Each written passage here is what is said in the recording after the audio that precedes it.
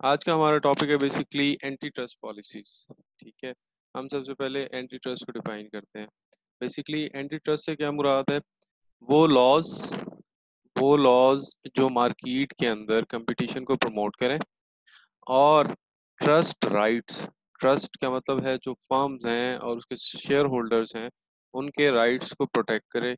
इसको बेसिकली हम anti trust कहते हैं। तो एंटी ट्रस्ट की डेफिनेशन ये बनती है कि जब आप मोनोपोली को रिड्यूस करने की कोशिश करें या बाय लॉ माइनॉरिटी को मोनोपोली को रिड्यूस करने की कोशिश करें, मार्केट में फेयर कंपटीशन को प्रमोट करें और ट्रस्ट के जो राइट हैं उनको प्रोटेक्ट करें। Trust rights means share holder rights हैं, जिन्होंने शेयर्स परचेज किए उनको प्रोटेक्ट करें, उनको कहते हैं हम anti trust.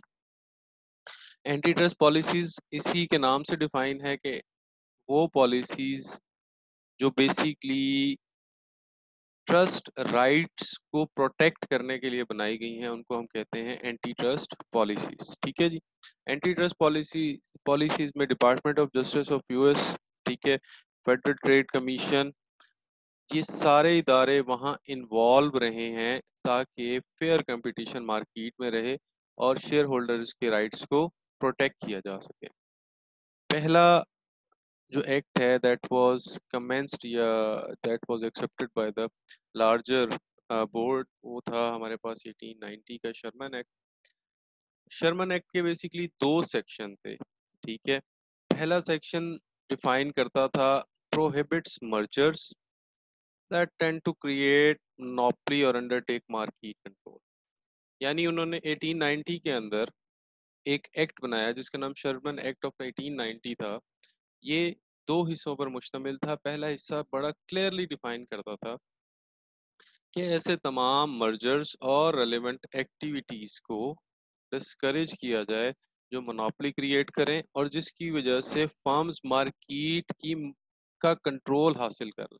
Because as per the definition of economics, monopoly में कंपनीज या फर्म्स डिसाइड करती हैं price of the good, while on the other side in terms of in view of competition market decide करती है price.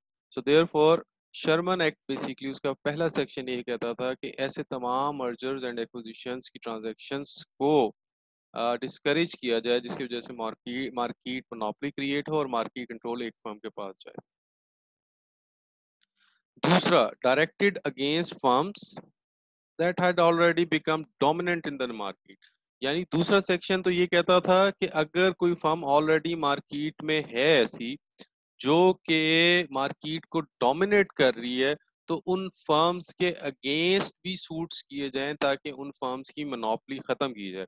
यानी इस act को अगर हम देखें तो इसके दो हिस्से बनते हैं। एक हिस्सा बनता है कि नए आने वाले मर्जर्स और एक्विजिशंस उनको देखा जाए कि कहीं वो मार्केट में मोनोपोली या मार्केट कंट्रोल की तरफ तो नहीं लेके जा रहे। दूसरा जो इसका सेक्शन था वो क्लियरली डिफाइन करता था उन फर्म्स के लिए जो ऑलरेडी मार्केट में काम कर रही थी और किसी किस्म के मर्जर्स नहीं कर रही थी, लेकिन वो फर्म्स बेसिकली मार्केट को डोमिनेट करती थी, तो लिहाजा उनके अगेंस्ट लॉ सूट्स करके उनकी डोमिनेंस खत्म करने की बात की गई थी इस एक्ट में, ताकि मार्केट में फेयर कंपटीशन रहे। अच्छा, इस एक्ट के बाद जो सेकंड एक्ट आया था that was Clayton act of 1914। ठीक है, इसमें भी बहुत सारे क्या कहते हैं सेक्शंस थे, लेकिन इसके दो सेक्शंस जो हैं वो ज्यादा प्रोमिनेंट थे, सेक्शन 5 एंड सेक्शन 7। सेक्शन 5 ये कहता था कि to prevent firms from engaging harmful business practices, firms को रोका जाए कि मार्केट के कंपटीशन को डोमिनेट मत करें और मार्केट में किसी किस्म की ऐसी एक्टिविटीज में इन्वॉल्व ना हो जिसकी वजह से बिजनेस या मार्केट की इन्वायरमेंट को किसी किस्म का नुकसान होने का खदशा हो। सो इस सूरत हाल को उन्होंने कहा जी हम कंट्रोल करेंगे। That was written in section 5। Section 7, section 7 जो है that was very much relevant to Sherman act. ठीक है, शर्मन एक्ट में जिस वक्त उन्होंने कहा कि मर्जर्स वो तमाम न्यू या अपकमिंग मर्जर्स ट्रांजैक्शन जिसमें मार्केट के कंपटीशन को इफेक्ट हो या मार्केट में मोनोपोली क्रिएट हो, ऐसे तमाम मर्जर्स के मुताबिक के लिए लीगल सूट्स क्रिएट किए जाएं ताकि इनको डिस्करेज किया जाए और मार्केट में कंपटीशन बरकरार रहे। थर्ड एक्ट था बेसिकली हर्ट्स कॉर्ट रोडिनियो एक्ट ऑफ 1976। इसके 3 टाइटल्स थे, यानी उसमें सेक्शंस थे, उसमें 2 पार्ट्स थे। अब इसके 3 टाइटल थे। पहला, उन्होंने पिछले सारे एक्ट्स में डिपार्टमेंट ऑफ जस्टिस को ऐसी कोई अथॉरिटी नहीं दी थी कि वो डायरेक्टली सिविल सूट कर सके अनलेस कि उसके पास किसी किस्म की कोई कंप्लेन ना थी।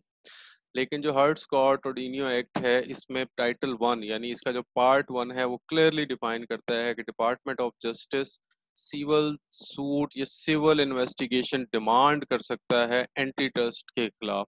यानी डिपार्टमेंट ऑफ जस्टिस किसी किस्म की भी इनिशिएटिव ले सकते हैं इन्वेस्टिगेशन का, if in case there is a violation of antitrust. यानी कंपनीज मार्केट के अंदर मोनोपोली या मार्केट कंट्रोल हासिल करने की अगर कोशिश करेंगी तो उनके खिलाफ एक इन्वेस्टिगेशन अप होल्ड हो सकती है। Title number 2, pre merger notification provision.